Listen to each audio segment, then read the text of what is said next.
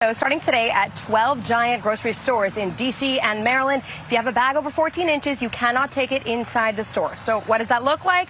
Here's a backpack, 14 inches. This one can't go in. Also, if you're under 18 years old, you cannot go into the store after 6 p.m. without an adult.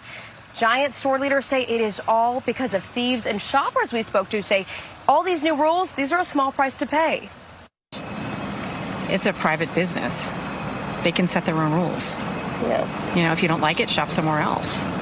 It would also keep prices down for us as a consumer. And I think the stores are trying to do the best that they can to help the consumer out. And if that's what it takes, then that's what they have to do. I'm for anything that works.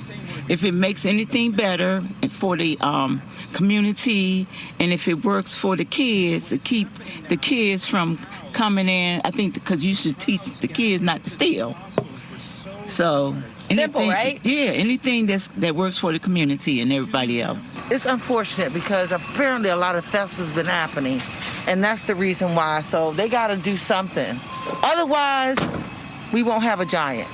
So to prevent it from closing, I don't blame them. What's going on, everybody? Thank you all for joining me today. If you haven't already, please make sure you hit the like button, subscribe to the channel if you're new to the channel, and most importantly, please make sure that you are following me on Telegram at TD Media Group to help circumvent social media censorship and shadow banning. And with the introduction out of the way, let's get into today's news. And today, we have to head on over to Washington, D.C. Why is that? Well, because of this piece of news and information right here. U.S. military preparing to surge National Guard troops to Washington, D.C. to fight local crime and youth violence. Now, originally, I wasn't going to do a video about this because there just wasn't much information to go on that just made for a good informative video, right? Outside of the usual left-right banter, you know, liberals being pro-crime and conservatives being anti-crime. Outside of that, there just wasn't really much to go on. But then I listened to what Scott Jennings had to say. And Scott Jennings and the information that he provided when he was on CNN just blew the lid off of the idea that crime is actually dropping in Washington, D.C. when he made reference to this article that I want to show you right here.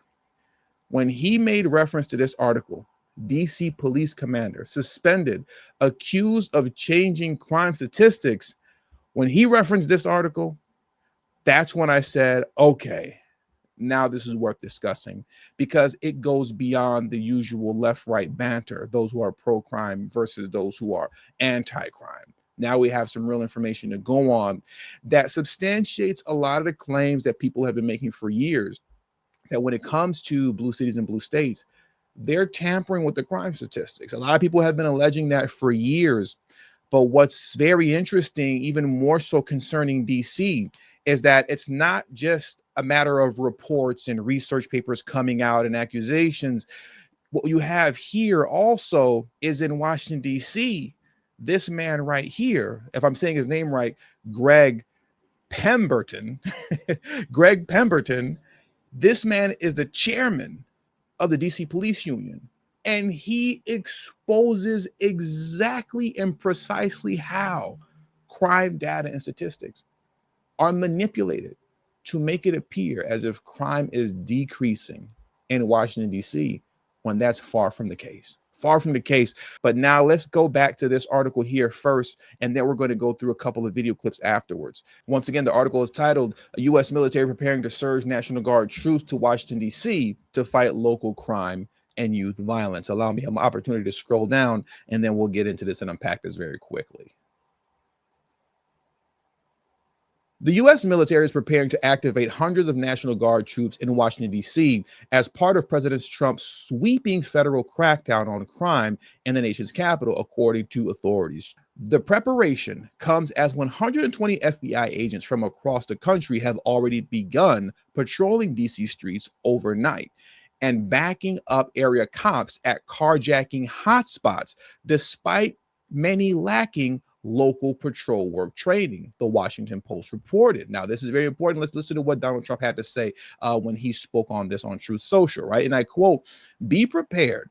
There will be no more Mr. Nice Guy. We want our capital back. Trump wrote in a post Sunday on Truth Social ahead of a planned White House press conference Monday morning about the city's cleanliness and general condition. Trump will go on to say, the homeless have to move out immediately. We will give you places to stay, but far from the Capitol. The criminals, you don't have to move out. We're going to put you in jail where you belong, Trump wrote in the Truth Social post. The mayor of DC, Muriel Bowser, is a good person who has tried, but she has been given many chances and the crime numbers get worse and the city only gets dirtier and less attractive, Trump said in a different post on Sunday. Now, here's where we get into the crime statistics, right? Violent crime is down 26% compared with this time in 2024, according to police data. And there have been roughly 20% fewer juvenile arrests this year, the Washington Post reported. Now, I want to say this before we get into Scott Jennings. I want to say this first. What there needs to be, right, when you're taking into account these statistics that are saying that crime is down 25, 30, 35%, because you see this with the mayor of Chicago as well as the mayor of Baltimore as well. They're reporting that crime is down, 30%, things of that nature. You have to look at their policies overall for one. When we're talking about violent crime being down, they're currently writing a national trend. Nationally, crime has been dropping. Violent crime has been dropping for about, I want to say maybe 2 or 3 years now. So number one, they're writing a trend, but do the policies that they've implemented match up with the crime statistics that they're reporting? What do I mean by that? We've talked about this in the case of Chicago. How is it possible that you're telling me that violent crime is down 35%, yet at the same time, your homeless population has tripled in the same time period? That doesn't make sense as far as policies are concerned and the effectiveness that is having on the city. That lets you know that something really funny is happening with the numbers when you have just contrasts that are that drastic. Never mind the fact that the city is running over a $1 billion deficit, and the Chicago Public School District is running a $735 million deficit, and it's expected that it's going to be like a $1.3 billion deficit by 2030. All of that has to be taken into consideration. How can your city be that much underwater in every category when it comes to fiscal responsibility, when it comes to test scores, when it comes to homelessness? You're just underwater drowning. But yet you're telling me that violent crime is down 30 some odd percent. Something doesn't add up. Something doesn't add up.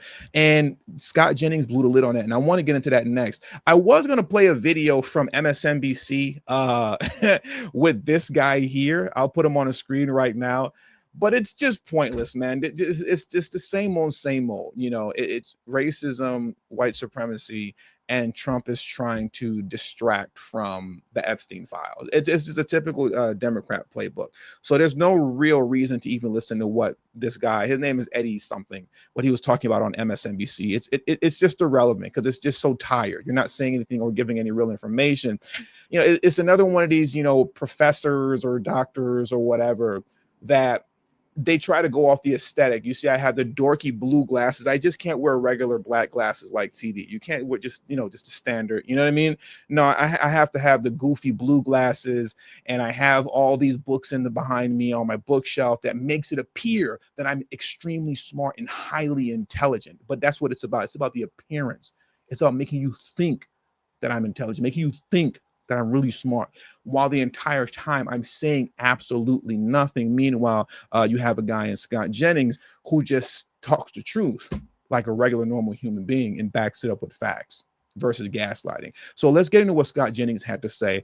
Forget about what this DNC lunatic is talking about on MSNBC. And so I'm anxious to see how far he wants to take this. But frankly, I think for the people who live there and the people who visit there, they're going to welcome extra police presence on the street. That carjacking that happened to the White House staffer the other night, there were a couple of cops sitting there. Had they not been sitting there and witnessed that, I don't know what would have happened to that poor kid. He got beat up by 10 people, a 10-person gang. And so I think the more patrols you have, whether it's park police or whoever, the safer people will feel going around our nation's capital. They exist in a state of lawlessness. I mean, we have blue cities all over this country and blue states that have sanctuary laws where they have encouraged illegal immigration. I mean, that's the problem in California, is that illegal immigration has been welcomed and coddled.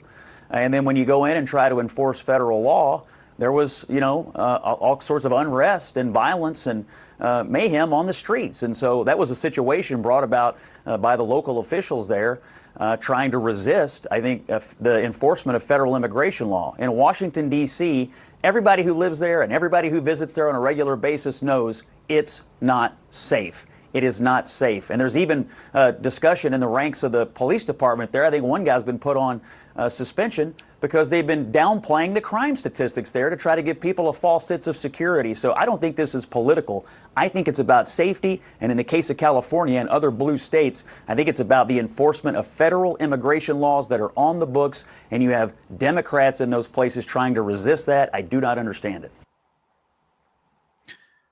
I almost forgot to make mention of this. This is kind of, you could say, I guess, metaphor. It's something that I was thinking about on the drive to my office before I started recording, right? I want to come back over here before we unpack, what Scott Jennings was discussing concerning this right here. DC police commander suspended, accused of changing crime statistics. If you want to know what's going on in any city, you have to actually ask the people and talk to the people that live there and ask the police officers that work the streets, right? How you have, let me pull this up. Look at this here, right? Let's come back to these kind of statistics that you see here. Allegedly, violent crime is down, what is that, 26% in DC? Allegedly, it's down 26%. And you'll have the mayor of Baltimore as well as the mayor of Chicago. They'll cite similar statistics, right? There's what the data says, allegedly, and then there's what the people and the police say. Those are two different things. The same way how when you, let's say, check the weather, it'll say 85 degrees. But do you ever notice, like at the bottom, depending on the weather app you're using or if you're Googling it, the weather, it says 85 degrees, but real feel 92. Meaning the technical temperature is 85 degrees, but it actually feels significantly hotter outside. That's what this is when you're looking at these so-called, crime statistics, right? That appear to be highly manipulated. When the real feel doesn't match what the data is saying, Democrats, you're going to lose this argument every single time. You're going to lose it every single time. You can shout 35% decline and all this stuff all you want concerning violent crime. But when the people on the ground don't feel that, then it's a moot point. You're not saying anything.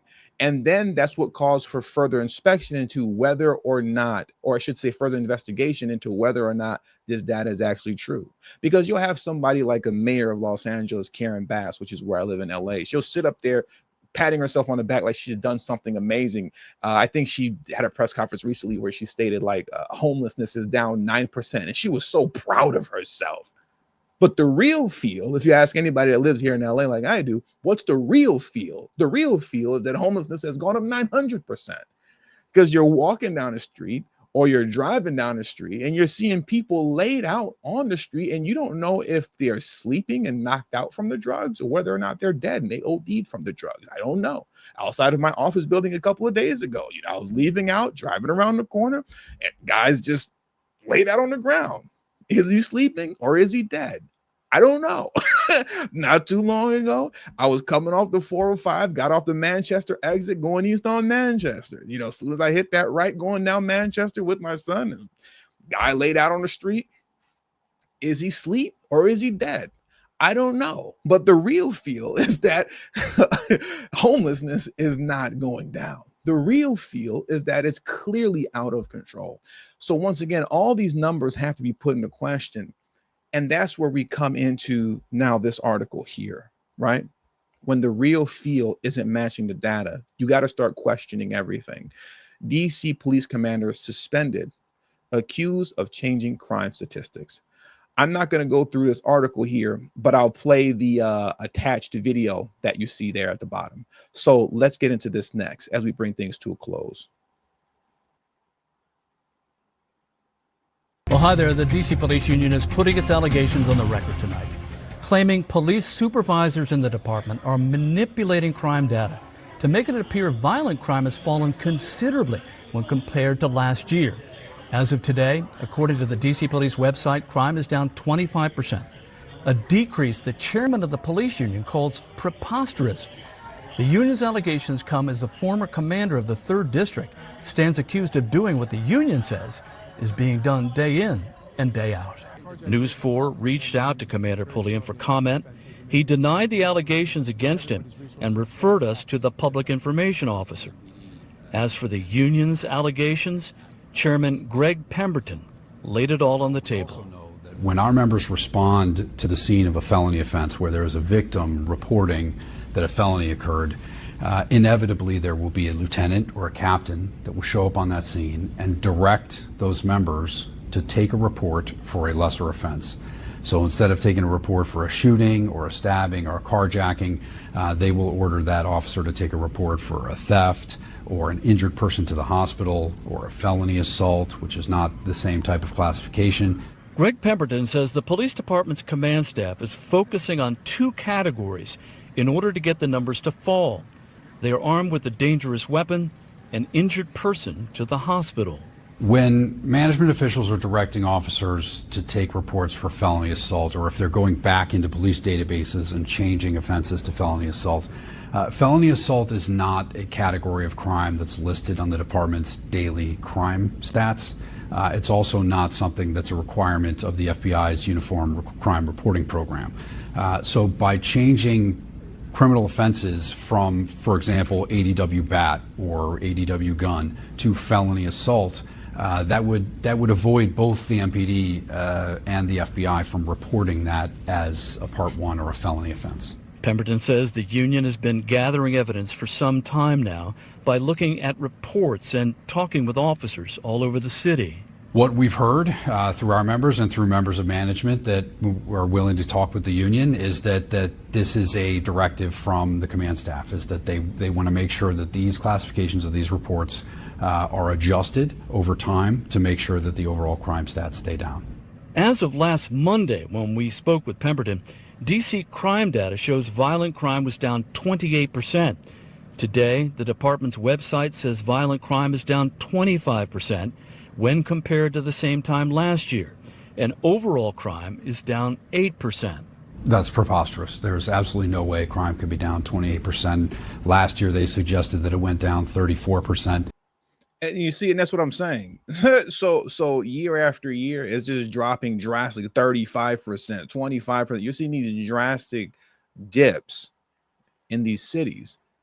But if you take a finer look into the data and how they're doing data collection, it appears that there's a lot of manipulation going on. And even outside of the manipulation, I'll end it here. You can go back to Chicago and the reference that I gave once again. Okay, crime is allegedly dropping 35% violent crime. Okay. And we'll just rule out the fact that, for the sake of argument, that it's a national trend that violent crime is dropping overall in general. We'll rule that out. But when you start looking at the effect that their policies are having on the city that they're commanding over, for lack of better words, right, that they're the mayors over overall, right, how come your policy doesn't seem to be affecting anything positively in any other area? Like when you look at what's happening in Chicago, none of what Brandon Johnson is executing is having a positive effect on the city. The data doesn't reference that. You only see that with these so-called crime statistics that are allegedly showing that crime is going down.